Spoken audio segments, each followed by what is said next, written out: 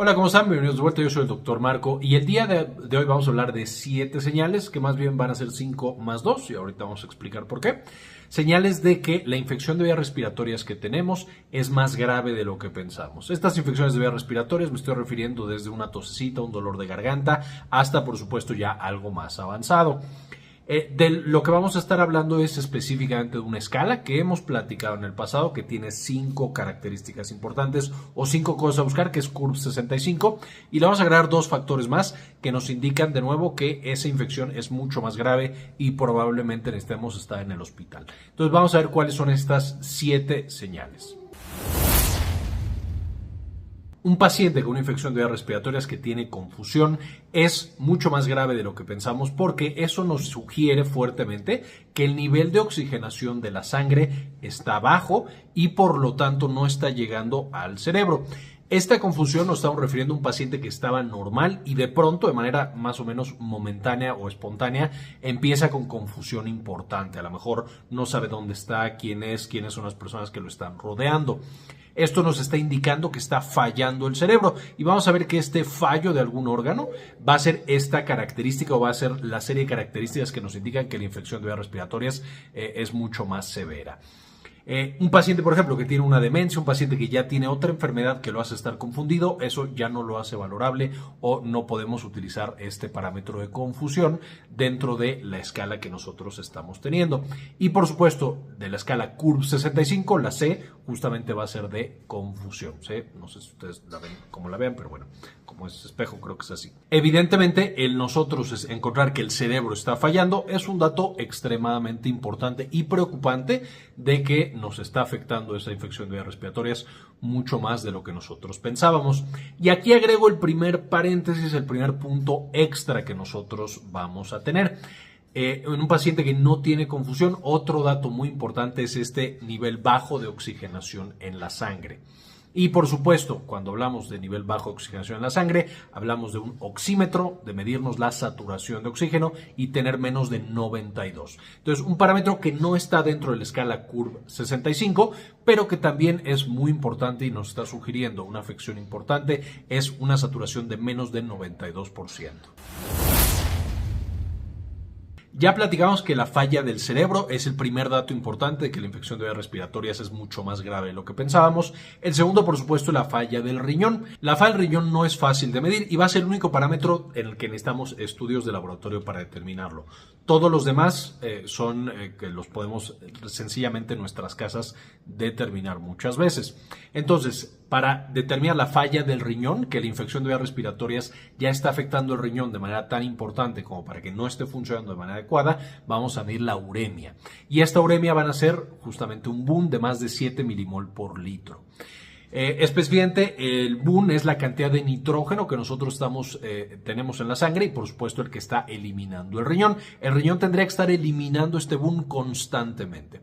Entonces, si de pronto el riñón deja de hacerlo, el boom rápidamente empieza a incrementar y de nuevo en el contexto de una enfermedad respiratoria y alguna enfermedad sistémica que ya se esté saliendo de control, el que se eleve el boom va a ser un buen indicador de que ese riñón ya no está soportando el nivel de infección que nosotros tengamos, aunque el paciente se sienta relativamente bien. Entonces, por eso el boom es el segundo parámetro importante dentro de nuestra escala CURB 65, que nos dice que nuestra infección de vías respiratorias es más grave de lo que pensábamos. Evidentemente, cuando la infección es severa, cuando los órganos están empezando a fallar porque el pulmón no funciona, lo que tenemos que hacer es aumentar la cantidad de oxigenación y de actividad que tiene nuestro pulmón. Entonces, el tercer parámetro de CURB 65 va a ser R, que es una frecuencia respiratoria de arriba de 30 respiraciones por minuto. Por supuesto, sabemos que el número de respiraciones normales está más o menos entre 12 y 20 respiraciones por minuto. Entonces, cuando nosotros llegamos a 30 nos está indicando, número 1, que el pulmón está haciendo un gran trabajo, una gran cantidad de esfuerzo para tratar de oxigenarnos y de suplir lo que sea que nos esté sucediendo. Número 2, el tener tantas respiraciones por minuto nos puede llevar, especialmente a algunos pacientes vulnerables, a que pronto los músculos de la respiración se agoten y ese paciente deje de respirar. y, por supuesto, te da complicaciones extremadamente graves. Entonces, el tener una respiración de 30 respiraciones por minuto o más es el tercer dato súper importante dentro de nuestra escala para determinar que un paciente, su infección de vías respiratorias es mucho más grave de lo que pensábamos. Hemos recorrido diferentes órganos que están mostrándonos que tienen una afectación grave por la infección. Empezamos por el cerebro, luego tuvimos los riñones, luego el pulmón tratando de compensar. Y el número 4, por supuesto, si yo les preguntara qué órgano es muy importante para el cuerpo, me dirían que el corazón. Entonces ahora vamos a determinar la función del corazón y en general de los vasos sanguíneos a través de la presión arterial. Entonces el cuarto punto, que es la B, es una baja presión arterial. Esta baja presión arterial la vamos a definir como una presión sistólica de menos de 90 y una presión diastólica, que es la bajita, de menos de 60. Recordemos que una presión arterial normal sería la sistólica, que es la alta, como 120, y la bajita, que es la diastólica, como 80. 120-80 es lo que usualmente se maneja como normal. Entonces aquí estamos hablando de que la alta en vez de 120 la tenemos en 90 o menos, y la baja, que usualmente tendría que estar en 80, la tenemos en 60 o menos. Esta sería la B, que representa una baja presión arterial. Nos está indicando que los vasos sanguíneos y el corazón no están trabajando de manera adecuada. De nuevo, porque la infección es más grave, ya está generando una respuesta sistémica y está haciendo que un órgano más esté fallando. Además de cerebro, de riñón y de pulmones, ahora también corazón y vasos sanguíneos están probablemente fallando por esta infección de vías respiratorias. Evidentemente, el quinto punto de Curve 65 son los 65. Y aquí tenemos que el quinto factor que nos está diciendo que esa infección es más peligrosa de lo que estamos pensando es más de 65 años. Aquí sabemos que hay una gran discrepancia entre una persona de 65 y otra. Hay personas de 65 que son súper atléticas, comen muy bien, corren maratones, no tienen ninguna enfermedad crónica, pero la realidad es que la gran mayoría de las personas de más de 65 ya tienen alguna patología. Entonces, cuando tenemos este tipo de infecciones como neumonías en mayores de 65, ya de entrada nos preocupamos mucho más que si tuviera menos de 65.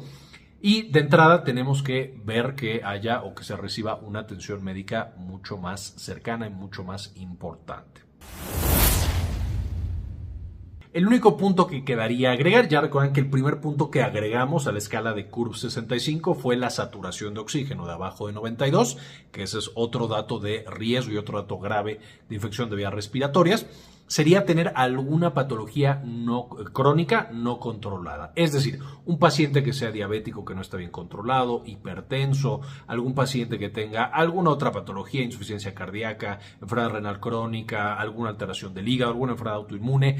Todos esos también son datos que nos indican que la infección de vías respiratorias es mucho más grave que en un paciente que no tuviera estas patologías, especialmente si no están bien controladas.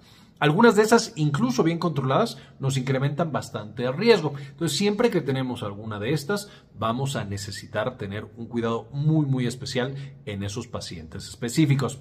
Recordarán que esta escala de Curve 65, no es nueva. De hecho, ya hablamos de ella en un video, uno de los primeros videos del canal del 2015, hablando de qué es la neumonía, que les voy a dejar en la parte de arriba, en el que entramos mucho más a detalle las generalidades de qué es esta enfermedad, que de pronto puede ser tan terrible, el manejo, la prevención, etcétera.